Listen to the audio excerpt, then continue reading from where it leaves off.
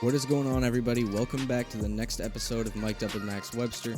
Today we welcome on a Giants content creator. We're heading back in that direction. Someone I'm excited to have on this channel. Haven't talked to him much yet, but here he is. Without further ado, my guy, Danny Behan. How you doing, bro? Hey Max, thanks for having me on. How's it going tonight? It's going good, man. I finished work not too long ago.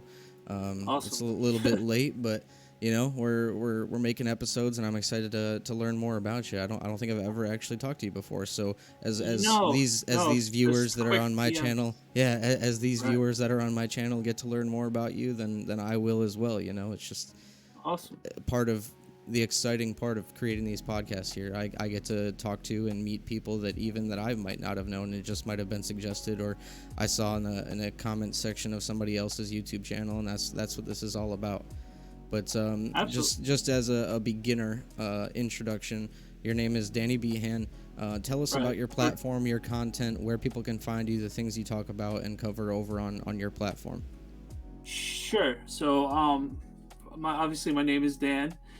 So me and my friend Steve started our podcast channel, the S&D podcast and the sndblog.com. So basically 8 years ago, at the start of the infancy of podcasting, a high school friend of mine, Steve, and was like, we can do this, right? We've been watching sports our whole lives, big Giant fans, Met fans, Islander fans, basically New York sports. And originally we were going to just do football. It was right before Hurricane Sandy. That's the funniest thing about it. Oh, not funny. Right. But we started right before Hurricane Sandy happened. We're from Long Island, so we obviously got hit harder than more people, unfortunately.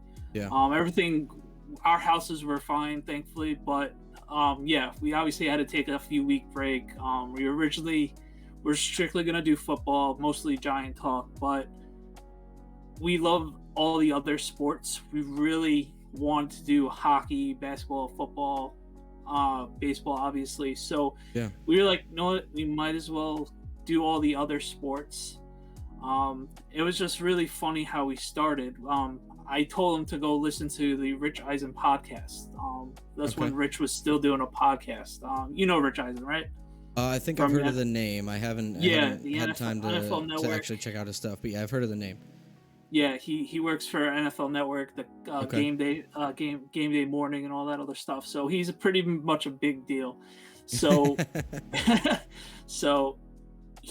we're like, we're really enjoying this podcast. It's really starting new podcasts right before it broke out.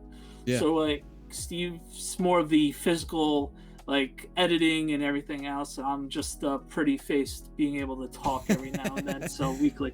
So we've been doing our podcast for the last 8 years, me and him. Unfortunately, 5 years ago I had cancer. Thankfully, I'm in remission now. Congrats, that's huge. Thank you.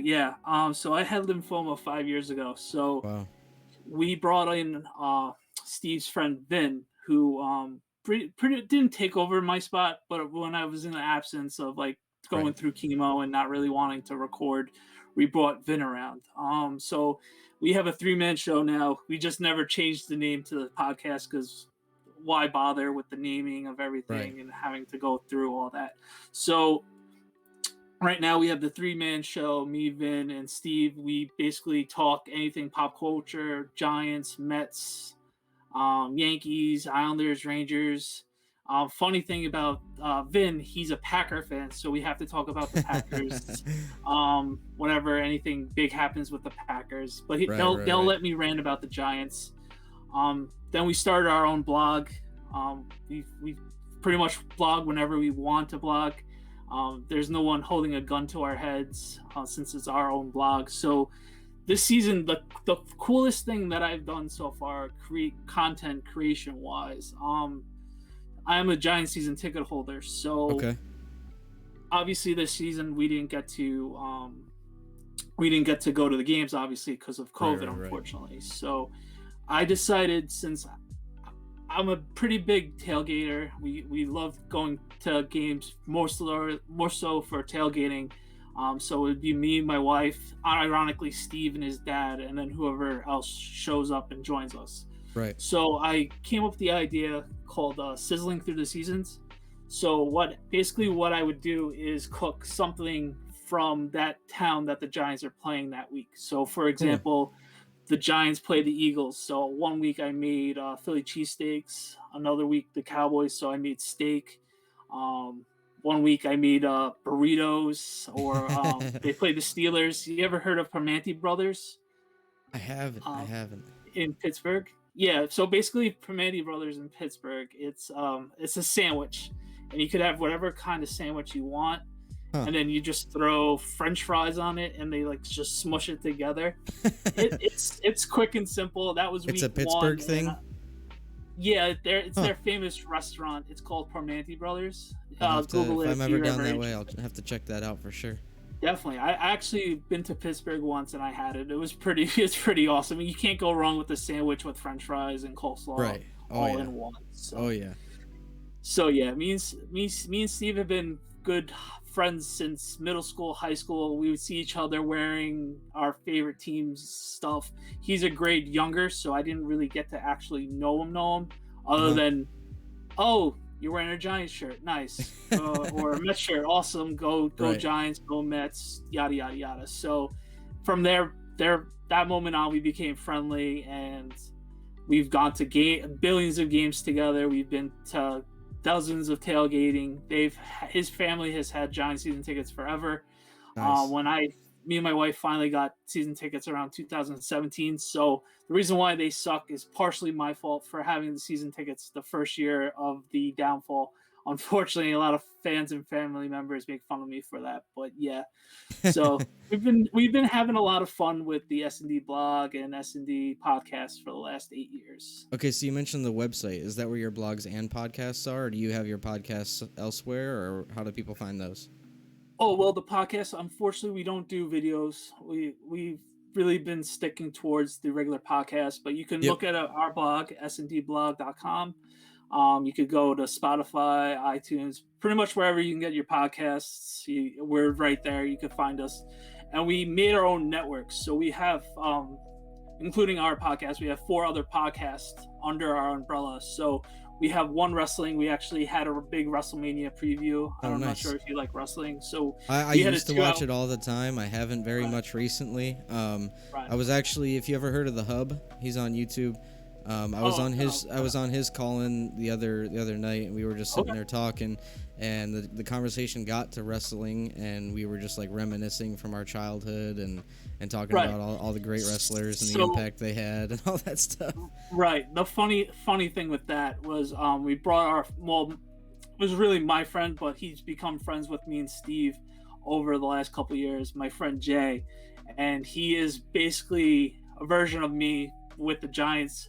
He is with wrestling. You can say what happened in the 1979 pay-per-view. Granted, they probably didn't have pay-per-views in 1979, but he'll say so-and-so fought so-and-so and won in the main event, and he just rattles them off. So we have a wrestling podcast. We have another sports podcast that just opened up to very young guys that are just getting out of high school, starting a sports podcast. So we've been doing that, a basketball podcast.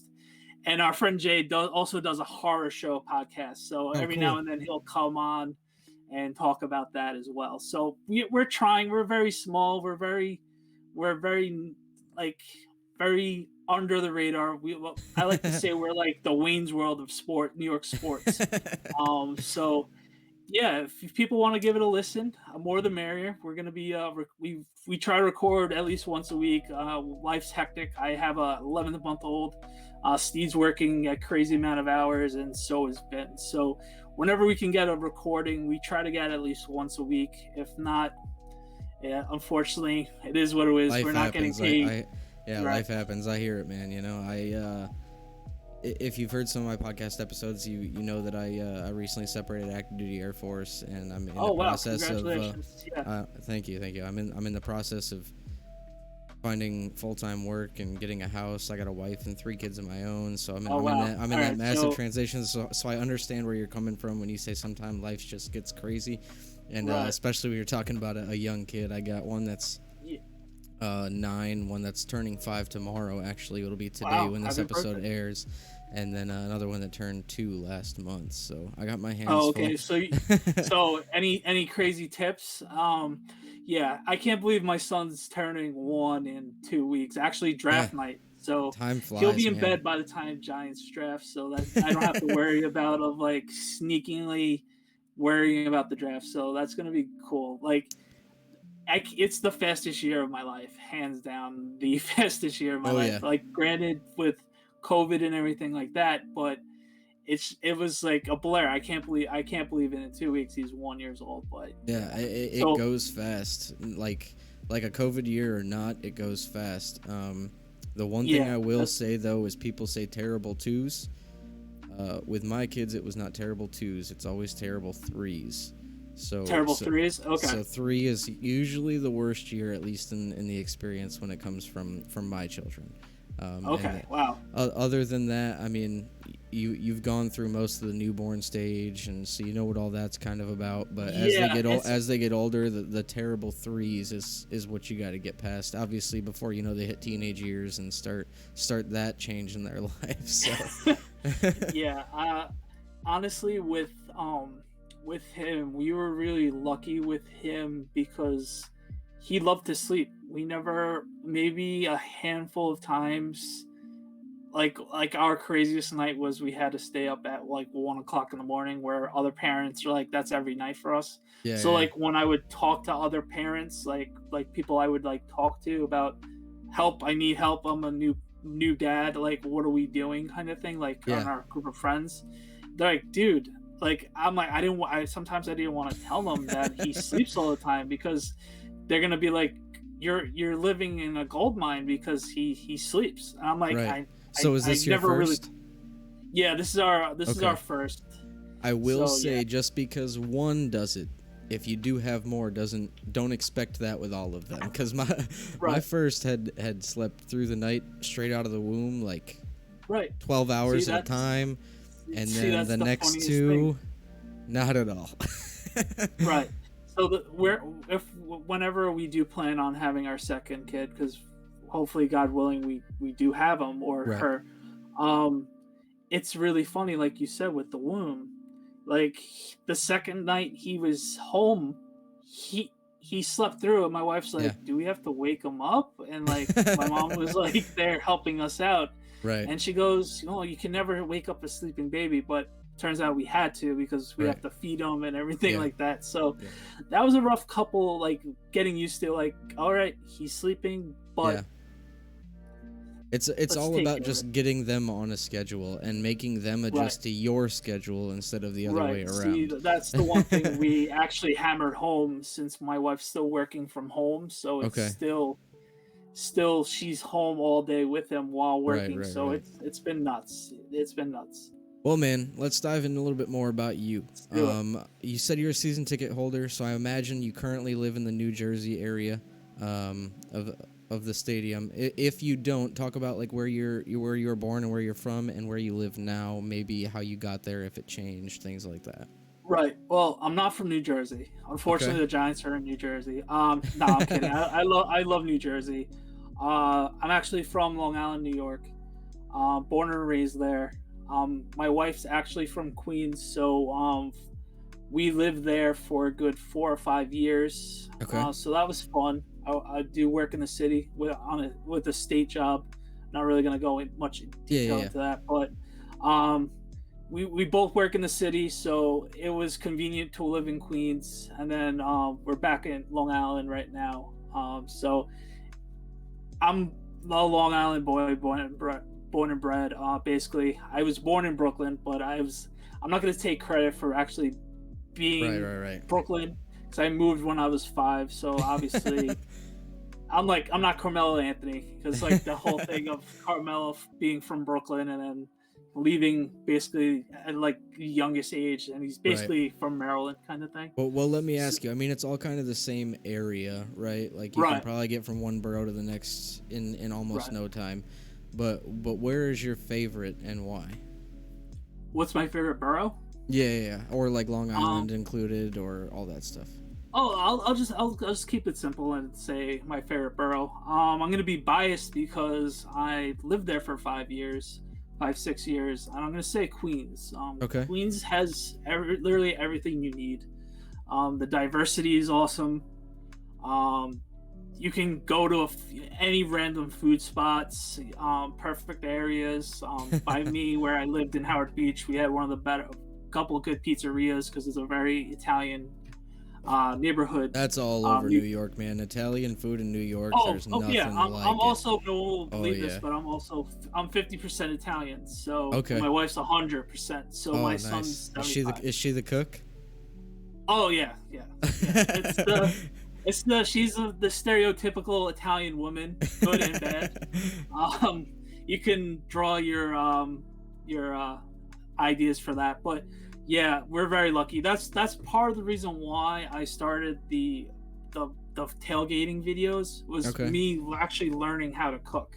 Okay. So me and her would do a weekly rundown. Like we had a whole schedule of like we saw the Giants schedule, and we mapped out. All right, we would Google what would be a good food for that Right. particular area. So me and her, she would basically teach me through the video of like what to do. We do like a test run, and then I would do it. So it was a good couple thing as well as me trying to Right. do something creative, being different. It's so hard doing Giant content because everybody is a critic of the Giants. The Giants are not like a Sheboygan, Iowa of like two fans and type of thing. Right. You're a New York Giants fan, you know what I mean? Yeah, yeah, yeah. So this is one of the top franchises in the whole NFL. So you're gonna have a lot of people doing and knowing and oversaturate some different things. Right, so right, right. I thought this was a good idea. We're not going to be tailgating, obviously, at the parking lots and everything like that. So I thought, let me try to learn how to cook through my wife, who's a very good cook, and Right. see what I can do weekly on a different game day with some things. I really enjoyed it. So hopefully, maybe I take it to the next level next year and do it at actual tailgates if we're That'd be able awesome. to go to games. Yeah. Yeah, that's. I imagine at least season ticket holders plus some will be able to get in. Right. That's If my. a lot of people are anticipating 100% capacity everywhere in the NFL this year, and if that happens, awesome. Yeah, if that. Yeah. We'll see what happens with that. Yeah. Yeah, I'm ready to go. I'm just ready to go. My wife's a little bit like, are we gonna go? I'm like, well, if we're Is she both a Giants vaccinated. fan as well?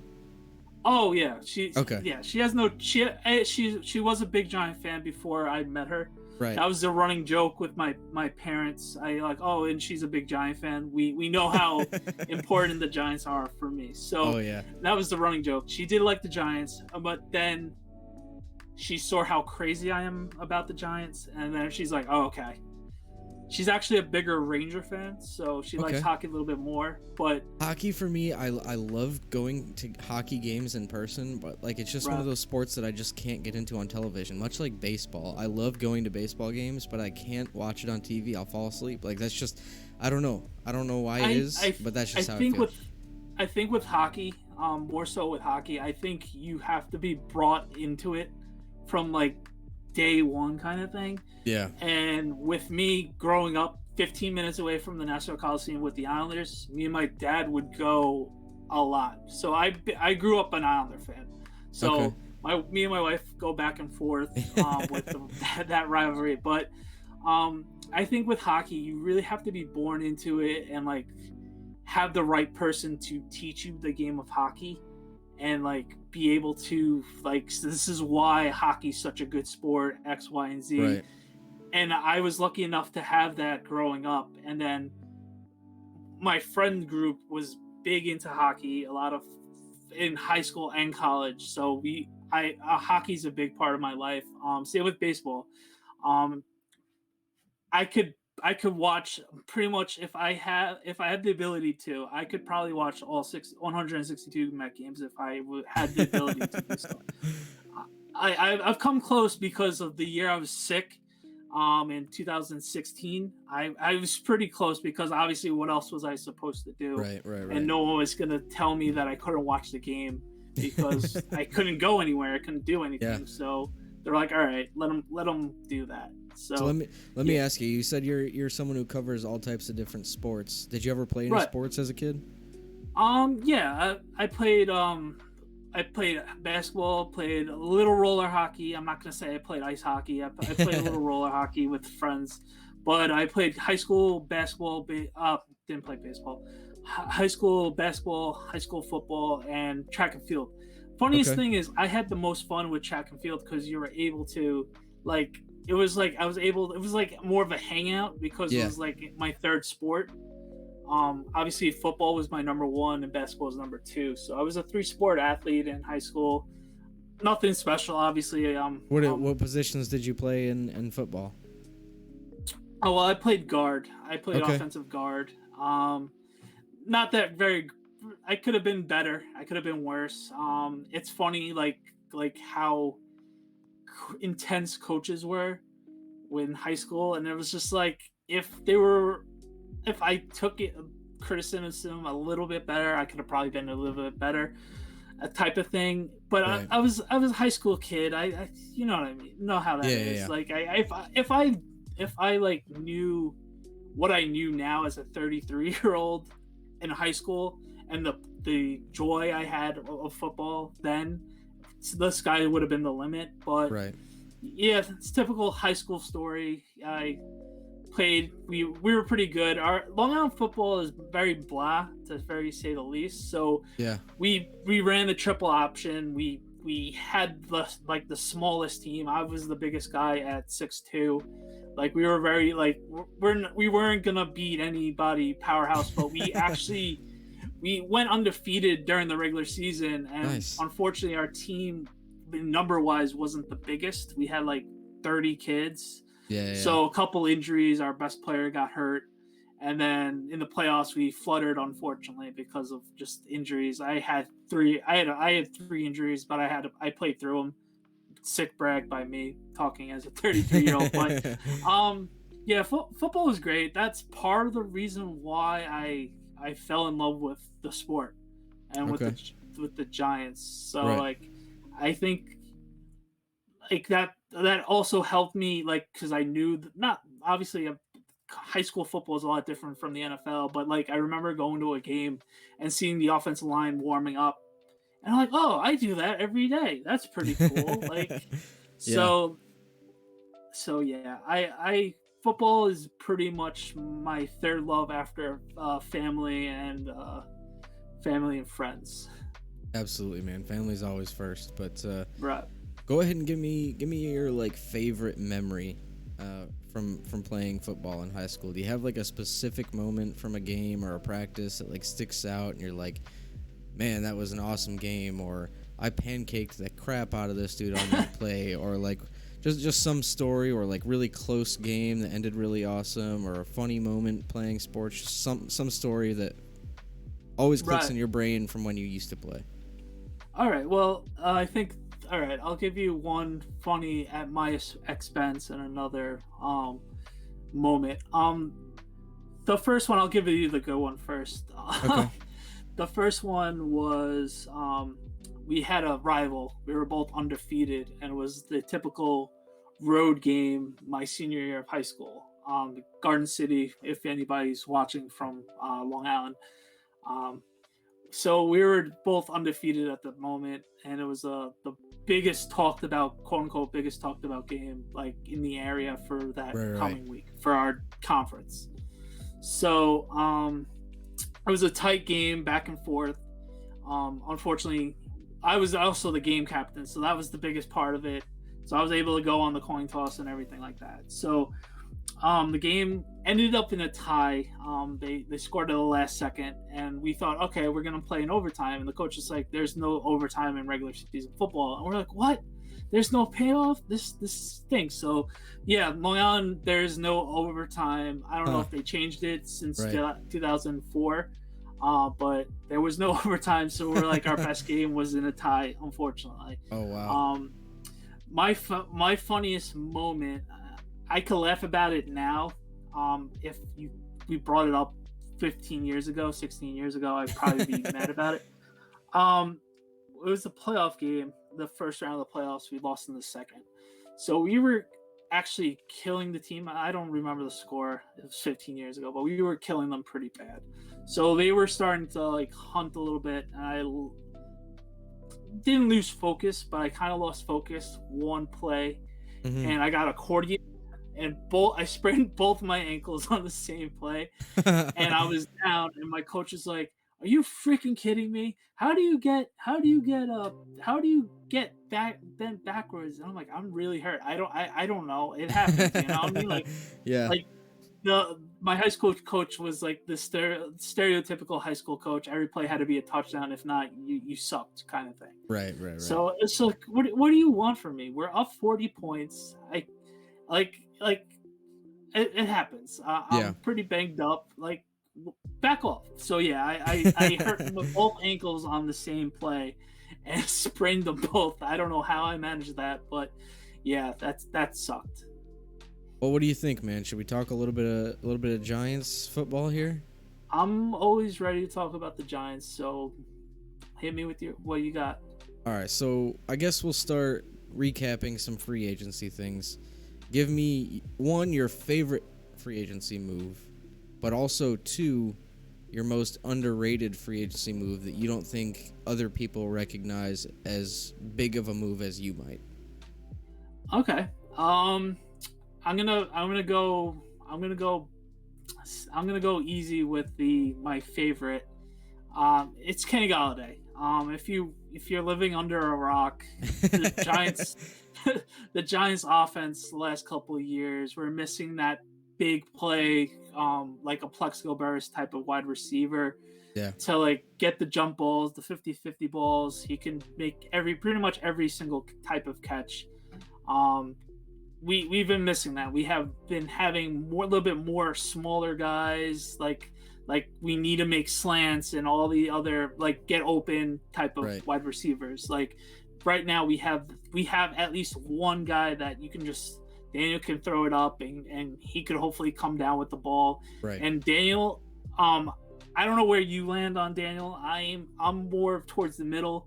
I have my moments that I'm full blown in love with him. And there's other games just like, come on, we got to do better than this, Dan. Yeah. It's just one of those. I lean more towards the optimism. I'm like I would my say friend the same. Snacks, but like with Daniel Jones, it's like, come on, man. I'm rooting for you hard. Unfortunately, I was one of those people that wasn't too happy at draft night because of the whole. I'm like, all right. And then we find out that Washington would probably got him before our second pick, so that's that's it for a different story. So I'd go Kenny Galladay for my favorite. Most underrated, I'm gonna go with Ragland. Okay. It's a pretty cheap deal. Yeah. He was a stud in college. Do you think he's an upgrade from Crowder? With Tay Crowder, he should be.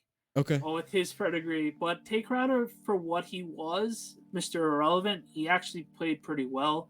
Oh yeah. I thought he played well, but for what he's worth, what we brought him in for money wise, he could easily be slotted at middle linebacker number 2 next to Blake. So very cheap. If he shows up, then great. If he doesn't, oh well. Thanks for being a Giant for 1 year, and it is what it is. But I think especially I know Justin said it, and I actually agree with him.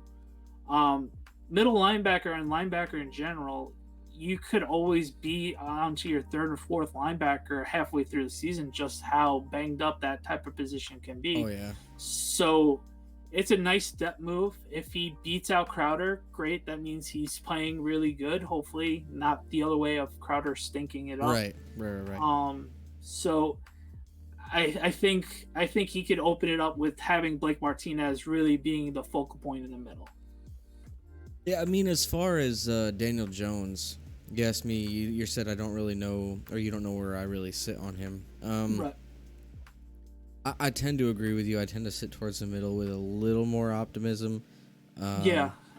But that's what I think this year is about, right? I see a lot of Giants fans talking playoffs, talking Super Bowl, and I mean, I don't think we're Super Bowl contenders this year. No. I could totally see us making a run for the playoffs and maybe winning a game or two. And if that happens, great. But if not, all this year is about for me is learning about who we have in Daniel Jones. It's about leaving no more excuses on the table. He's getting back the same offense. Hopefully a complete off season. We get him more weapons. My goal for the draft is to solidify that offensive line and leave no more excuses for this guy. Because if we go into next offseason with any question marks of Daniel Jones, then it was a failed season in my opinion. No matter if we go 17-0, if we don't know who Daniel Jones is, I mean, if we go 17-0, we know that he's probably the guy. But you know what I'm trying to say, right? So like, no, I 100%. It's make or break a year. Yeah. I think the biggest issue for us as Giant fans, the process of how bad our division is. Yeah. We always have that in the back of our mind that, hey, if we can go on a 3 or 4 game winning streak, we can easily win the division. Opposed to other bad rebuilding teams, they're like, oh, all right, we're 1-5. We are not making the playoffs. Like this year, we were 1-5 and we're 2 games out of the playoff spot, and we're like, hey, if we can make a run at this thing, let's go. It sucks. Our division sucks. Yeah. Do we not want to make the playoffs for a better draft pick? Yeah, but we're in the now. Let's go, kind of thing. So our division really is good and bad at the same time of how our emotions play. Because a normal fan base would be like, no, we suck. We're not making the playoffs. It is what it is. It's time to move on. And I think this year, as much as I love Joe Judge, and it was a great learning process, year 2 can be a lot tougher. And knowing how fickle we are, well, I try not to be as fickle, but 90% of the fan base is very fickle, especially if you go on Twitter. It's like a war zone in there, no pun intended. I know you're a veteran, so thank you for that. I didn't mean it like that. But no worries. But but you get what I'm saying. Like it's just like you can't have an opinion and then the other side of the opinion, just like how everything else is now, unfortunately. Yeah. It's just like you can't find you're either right or wrong and there's no gray area. So I'm like, but that person's theory is right technically. Yeah. Why is everybody ganging up on him type of thing? Yeah, there's the extremes to everybody, but yeah. Right. So you talked a little bit in the beginning of the podcast too. You were saying that you and your buddy kind of got together and you were just kind of like, we could do this. We could talk about the Giants, right? We've been into sports forever. What was it that took you from just saying we can do this to I want to do this and actually becoming a content creator? Well, it's funny. I do listen to WFAN. Like, I eat, sleep, breathe it. I listen to it all day at work. When I was growing up, I would listen to it when I would go to bed. So it's like sports talk radio was like ingrained in me. And my college actually had a radio station. So I would do a weekly show, play music, talk sports. It was like in the cafeteria. It was nothing. It wasn't a real radio station, but it was cool having an hour show, and it was fun. And like you thought you were cool for having people painfully having to listen to you talk. And Steve actually went to Connecticut School of Broadcasting, so he also had that behind him as well. Nice. It was more of the let's give it a shot. If it's more of a, it could be a hobby, and then if we ever get discovered or we're pipe dreaming. This was 8 years ago, but if we ever do get discovered or whatever, hey, that'd be awesome. This would be an ultimate goal of ours. Might not be in the realistic realm of things right now. Here into now because of life and everything like that, but. We're like, we could definitely do this. We both have the passion to do it. So let's give it a shot and let's have a ball with it. Let's just leave no stone unturned and just go balls to the wall every episode if we could. So right now, you can, if you wanted to go back to our first episode when we had our iPhone headphones on. Now we both have real mics, and it's just funny. Now we have our own Joe Rogan style of podcast. We can go up to like 2 hours long if we're just rambling. We'll just ramble some weeks. I'm more of Vin and Steve make fun of me because I'm more of the structure guy. I want this, and this. And one of them every week will talk about a random Met game from 1999, let's say. And I'll have no problem joining it. So I'm not talking bad about it. I'm not talking highly about it. So it's funny, like our show can completely stop and talk about the Mets or an Islander moment or a Giant moment, and it's completely normal. If you listen to our show, you'll find it funny sometimes because we'll just go the sharpest turn, and then we'll find our way back into the conversation we're having. But it's a very lighthearted, like I mentioned before, we're like Wayne's World from for New York sports. That's the best way of putting our podcast. I mean, some of those episodes where you just kind of ramble and you get like you forget that you're recording an episode and you're just kind of talking. Those are some of the best episodes in my opinion. Right. And the funniest thing why we did it was we're already doing these conversations. We're having these talks. It's basically our chat message in speaking form. So we're like, might as well do it. And like, that's the funny thing. I'm good friends with Justin and Snacks from Bleeding Blue and Justin from Talking Giants. Yeah. And we have a text thread as well. So it's really funny of like just meeting other people that are just as crazy as you are about the Giants. And like, I've never met them personally in person yet. Really? And I talk to them every day like they're my best friends, and it's the funniest thing. And like I forget sometimes that Justin's 24 years, like 10 years younger than me, and that's the funniest conversation. I'm like, he's basically like a little brother to me at times, and it's just like I forget that he's 10 years younger than me. It's a completely different world. And like well, like me and Snacks will joke with Justin, hey, did you see this type of thing? Like a normal, not a normal, Justin's normal, or shall we say, but like for a person that's over the age of 25, it's a normal thing to see. And we forget Justin beats to his own drum, first of all, and then secondly, he's not in that age range of like doing certain things. So me and Snacks joke like, well, the funniest thing is we got to get him to watch it. Justin's never seen Little Giants. You seen Little Giants? Oh, yeah. Justin's never seen Little Giants. Yeah, of course.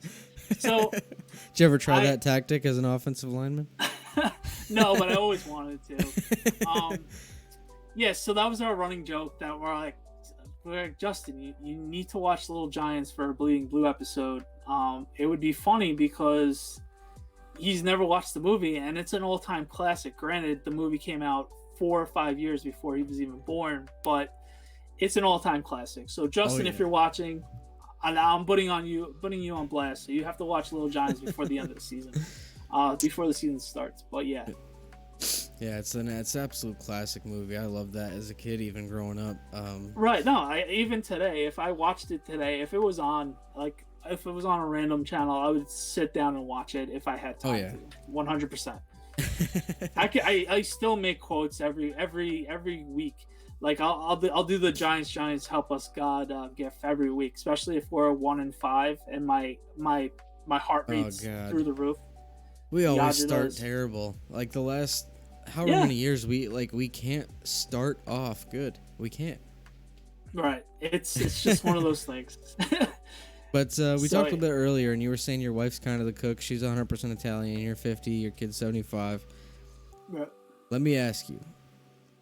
It's your birthday, right? And your wife comes up to you and says, "What do you want me to make you for dinner?" What are you having her? Not what's your favorite food, but what is her favorite meal that she makes, in your opinion? All right. So here comes the stereotypical Italian. I think I'm gonna have to go with her Sunday sauce or gravy, depending on which. I don't want to offend the people who say sauce and the people who say gravy. How about Sunday pasta dinner? Like I'll leave it neutral, okay, and you can guess which way you want to say it. But her Sunday sauce is good. Maybe we'll throw in some chicken parm right there. I love chicken parm, nice and thin. Are you a fan of the gnocchi?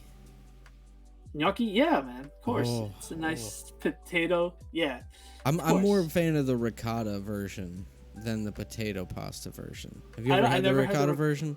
I never had the ricotta version. In my opinion, it's so much better. You get some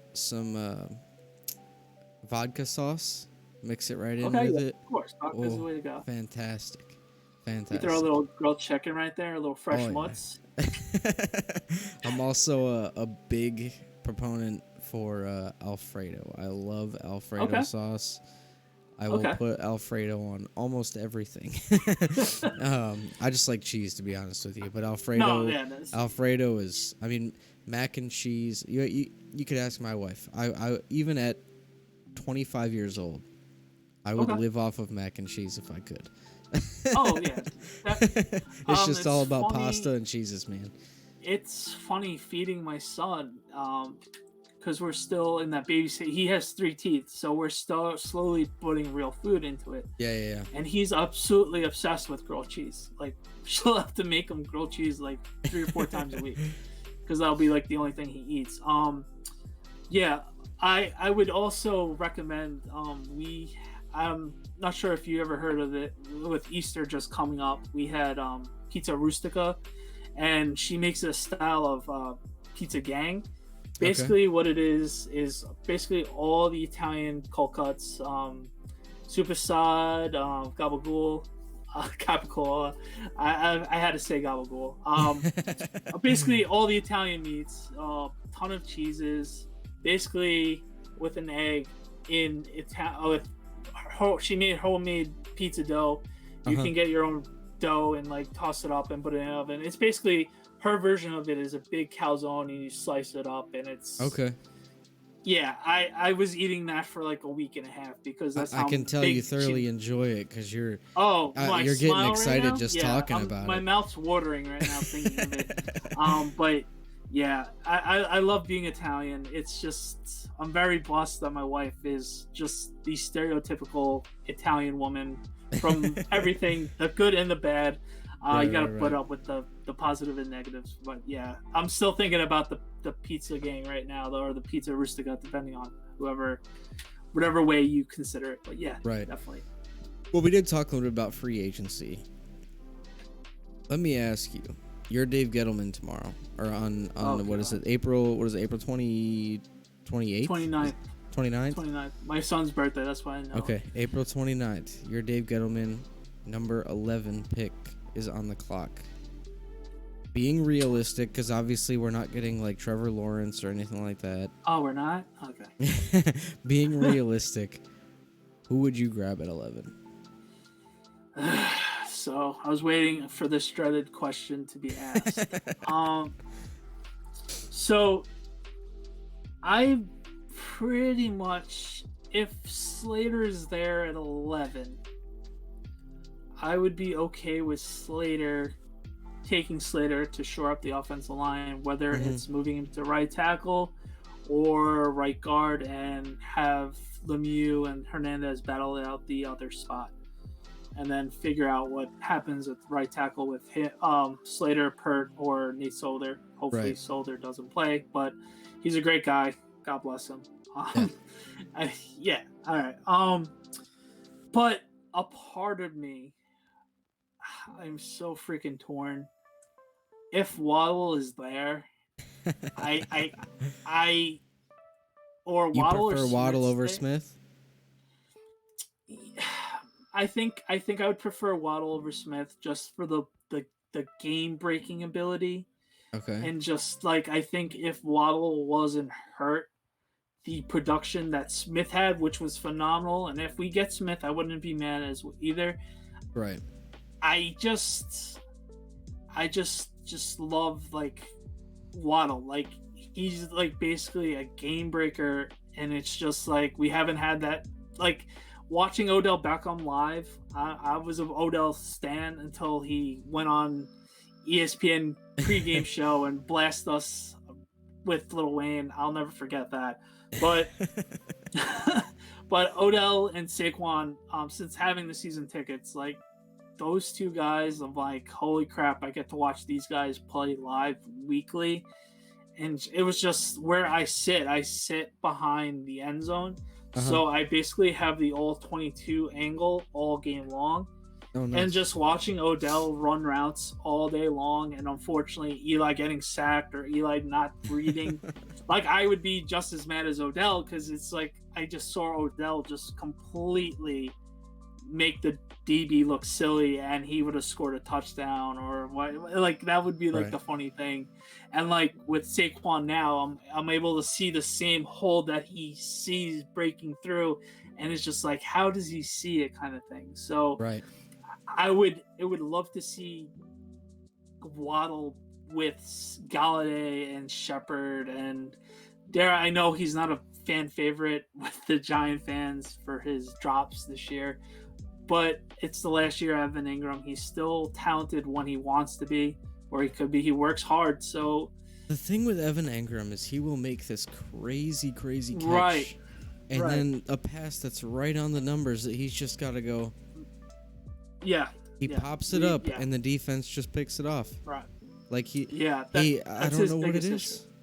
I've been asking that for the last 4 years. Hopefully year 5 is a little different. But like with Ingram, he has to be the most frustrating player on the team, or maybe in the NFL. I don't know other teams like I do with the Giants, but if he just makes the simple catch sometimes, he would be in the same category with maybe not the top tight ends, but in that second tier of tight ends. And you're just like, come out already, just break out. So, I hear you. But like with Saquon hopefully coming back to full Saquon strength, like the offense has to show up this year. If it doesn't, like you mentioned before, Daniel Jones, it's bad news, and we're gonna have to play it out for the next 2 more years if take his 5th year. Even if Daniel Jones does bad and the organization decides that he's not the guy moving forward, I don't necessarily anticipate him not starting next year. Just because he's not the guy doesn't mean we can't play through it another year or two and keep building the team. Of course. But yeah. At the beginning of this podcast, before we even started recording, when we were still backstage, I said, start thinking of a story that's going to be something that impacted you as a person. Could be something that helped molded you into the person you are today, or just a really funny story from your childhood that like sticks out. It's just one of those things that everybody I have on here, I have them tell their story. That's just anytime someone hears this, they're gonna go, that's Danny Behan's story. So you got something for me? I have actually 2. I have to tell you a funny Giant story, and then I'll tell you the real life story, and then I'll tell you a Giant one. Basically the real life story was when I found out I had cancer in 2016. It rocks your world. It's just like you just like, it can't be true. It's what's going on. I remember my mom and wife, well, she was my fiance at the time, just breaking down crying. This can't be true, blah blah blah. And I'm just like, it is what it is. I'm gonna have to do what I gotta do to just beat this thing and just beat the crap out of it. And that's really what I learned, to take everything less for granted. I don't know if my family will think I do, but I really do every now and then. Take things less for granted and live day by day. Just like that's the best way I can say it. Is like, that was a real wake-up call of like, let's live day by day. You have no choice in the matter of fact, and you're gonna have to beat this thing, and some days are gonna suck. And it was the roughest 6 months of my life. Obviously, I'm glad that it's 5 years in November that I'll be in remission. I just had my my bi-yearly checkup. And she goes, after the next checkup, thankfully, you probably don't have to see me until if you want to, or whatever type of thing. So I'm like, That's all awesome. right, oh, awesome. Very Yeah, that's grateful great. for that. Absolutely. Yeah, no, so that's one. I told Snacks I have to find a way to tell this story because Yeah. it's so ridiculous on my Giants fandom. Um, Super Bowl 42, when the Giants upsetted the Patriots, was peak college for me. Okay.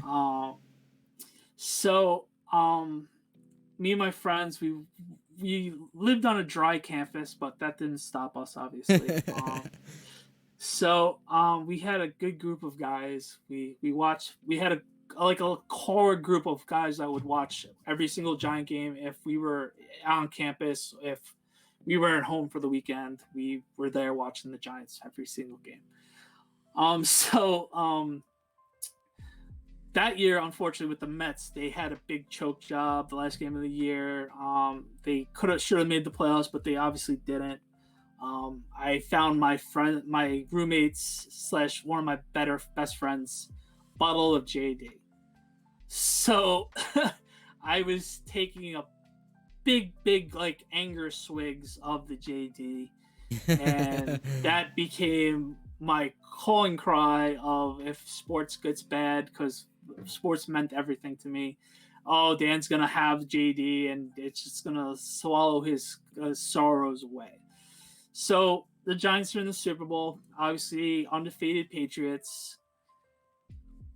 My whole group of friends decided to get me a whole bottle of Evan Williams. It's basically the lesser known version of JD, Yeah. a little cheaper version. So they're like, here you go. We know you're gonna need this. So I'm getting myself amped up, ready to go for the game and everything like that. And I've been drinking. Like, let's just put it as it is. It's the Super Bowl. The Giants are kicking so much butt, as much as butt they can, like, damn, in the first half. Yeah.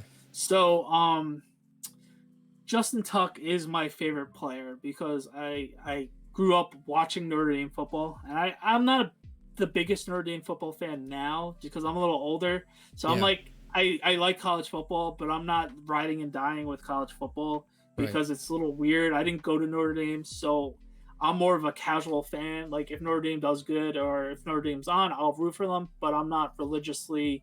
I didn't go to Notre Dame, so it doesn't matter to me one way or the other. But when I was a kid, I eat, sleep, breathe going to, like, watching Notre Dame. So Justin Tuck was always my guy. Like, I willed him to come to the Giants. Like, oh, Justin Tuck's on the board. Let's get him. Come on. Justin Tuck gets drafted. Favorite player, obviously, instantly my favorite player. So he gets that strip sack. I just take the bottle and I do a good 5-10 seconds, and I'm basically already at that point of like I'm gone. So my ball busting friend Tom, who had no rooting interest in the game, he was from California, so he sees me just in it, you know what I mean? So he, of course, as a good friend would do, he eggs you on. He goes, the Giants suck. They ain't gonna do shit. The Patriots are gonna go undefeated. I'm sorry if I cursed. The Giants are undefeated. The Patriots are undefeated. The Giants suck. They're not gonna do anything. And I swear to you, I think I saw red. Like, my face just said, "What are you freaking talking about?" And like, part of me thinks, even though it's not true, that the Giants heard my pep talk all the way from Rockland County all the way to Arizona that night. And I'm like, we're gonna win this. I don't give a crap anymore. The amount of the things I do for this team, and I don't care, and we're doing everything. And so this was pre-flat screen TV days. We're still prehistoric days.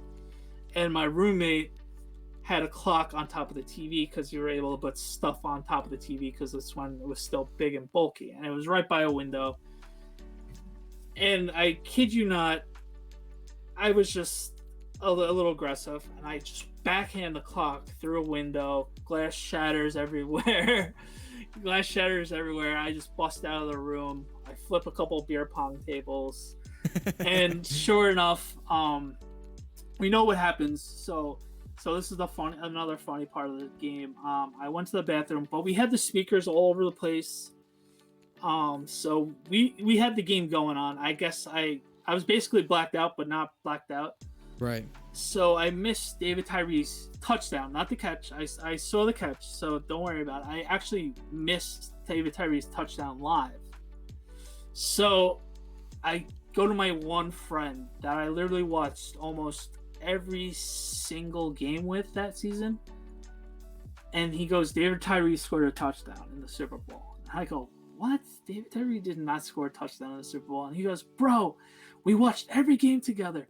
Why would I lie to you right now? David Tyree scored a freaking Super Bowl touchdown.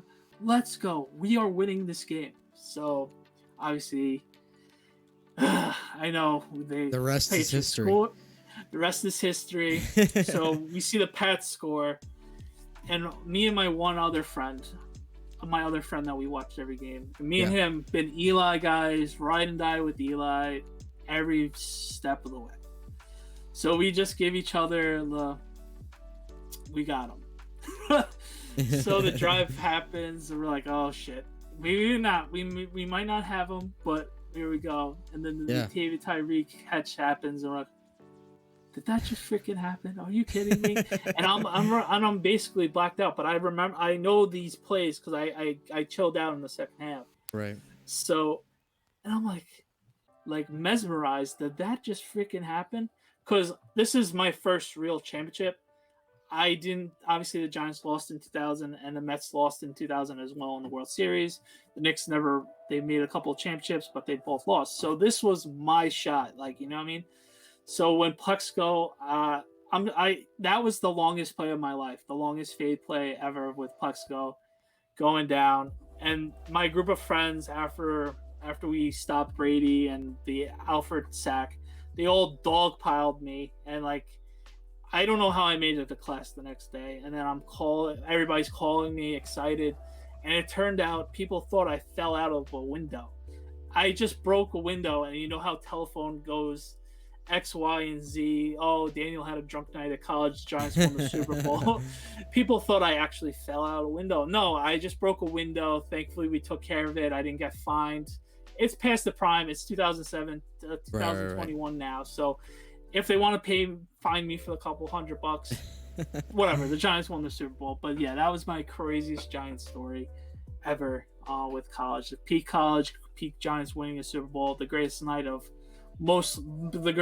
night of my life by far. That's awesome, man. Well, look, I think we're going to go ahead and get ready to wrap this up. If you want to go ahead and give some of your final thoughts, plug your channel, talk about some upcoming things like that, and we'll go ahead and close this out, man. All right. You can find my podcast, S&D Podcast, on all the major podcasting, Spotify, iTunes, Google Play. Is that with the Google? Whatever Android people use their podcasting platform. We're probably gonna have a draft preview, and we're gonna have probably draft recap. We're gonna probably go on all our social S&D podcast on social Facebook, Instagram, and Twitter. We might go on live on draft night. We have a couple picks of people that root for other teams, not just us with the Giants and Vin with the Packers. So we're gonna have draft night pretty rock and roll. Last year was pretty fun. We did it, but it wasn't. Granted, Andrew Thomas was a good pick, but it was very lackluster. Too bad we didn't do it the year before with Daniel Jones. So yeah, S&D podcast and sndblog.com for any blogs that we put up. Maybe I'll have a cooking blog. I just purchased a smoker, so I smoked ribs for the first time a couple of weeks ago, and that was pretty fun. So I might have a couple smoking episodes of smoking, like barbecue style. So I'm no pit master, but I'm slowly learning how to do it. So I'm having a lot of fun with that. So good. And you can find me at Behan on Twitter for all your Giants and New York sports takes and all that other fun stuff as well. All right, look, man, it's been a blast. I had a great time talking to you. For everybody who's in here watching this episode, I hope you enjoyed it. This is Danny Behan. Go check his stuff out. I'll have his links in the description. Also, something new coming this episode. Someone I work with runs a website, and they hooked me up. We do officially have a Mic'd Up with Max Webster merch line. That Nice. link for that will be in the description as well if you want to go over and check that out. Like I said, again, hope you enjoyed this episode. For any feedback or any future guests you want to have on this channel, just go ahead and leave a comment down below, and I'll do my best to get people on here. And until next time, peace.